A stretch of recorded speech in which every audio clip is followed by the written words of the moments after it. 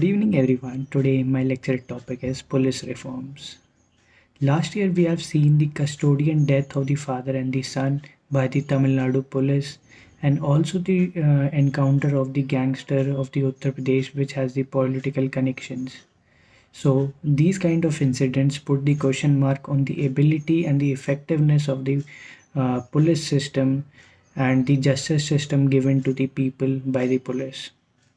According to the report by the Evora committee, they submitted the report and they proved the nexus between the criminals and the political parties and the government functionaries.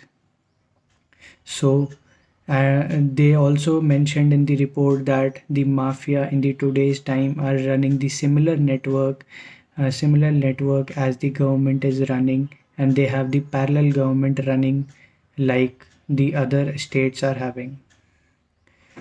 So these are the challenges which are putting the question mark on the effectiveness of the police.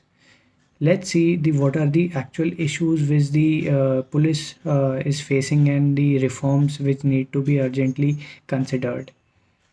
The issues with the police system is that the expenditure made in the police system is only 3%, and the police every state has the different laws, and the police comes under the state subject. And the third one is the accountability. The police must be accountable, such as the police is responsible for maintaining the law and order in the state, but they should be also responsible to check the if any misconduct is done by the higher police officials and also the political executive. So these kind of accountability should be given. The poor infrastructure as reported by the CAG, the modern weapons, modern vehicles, and also the modern infrastructure which has been so been used by the so many past years. So these need to be updated to meet the today era's challenges. So after this being the big concerns like the criminalization of politics has been the major issue. So why the urgent need has come now to make reforms in the police system? The first one being the today's era, as the technology is growing in the all over the world. We need to the challenges coming up to the police are also big because the technology has grown so much.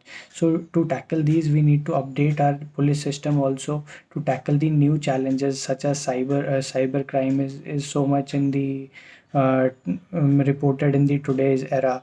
And as India is also growing and becoming the superpower, especially in the economic and the political sphere, to see this perspective, we need to also update the police system.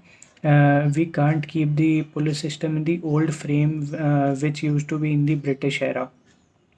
And to effective make the effectiveness of the criminal justice system, even the improving the grassroots level, the policing system in the grassroots level, whether it be villages, rural areas, or the cities, improving all over there. And even in the investigation system should be updated. These are the urgent needs. So let's see the solution. What are the solution? First, curbing out the criminalization in politics. We should strive to break the linkage between the politics and the criminals. And also we should fill up the vacancies. There is huge number of vacancies which are being left out in the police system, so we need to fill up those. And we should work on the UN standards.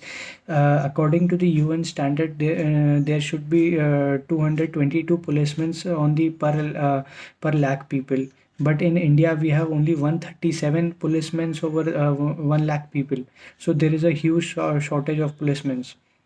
We should cover up these, and we should follow up the modern idea which is given by our prime minister, the smart policing, which is the strict, sensitive, vigilant, mobile, and also the responsible police we should consider, and the trained and the techy and savvy police. So these kind of reforms will really make our police so much effective. And the even by the Supreme Court has declared, observed and declared that the police systems and the state must be independent. So there are certain complaint authority being made by the Supreme Court, so that they can they can see the misconduct done by the police.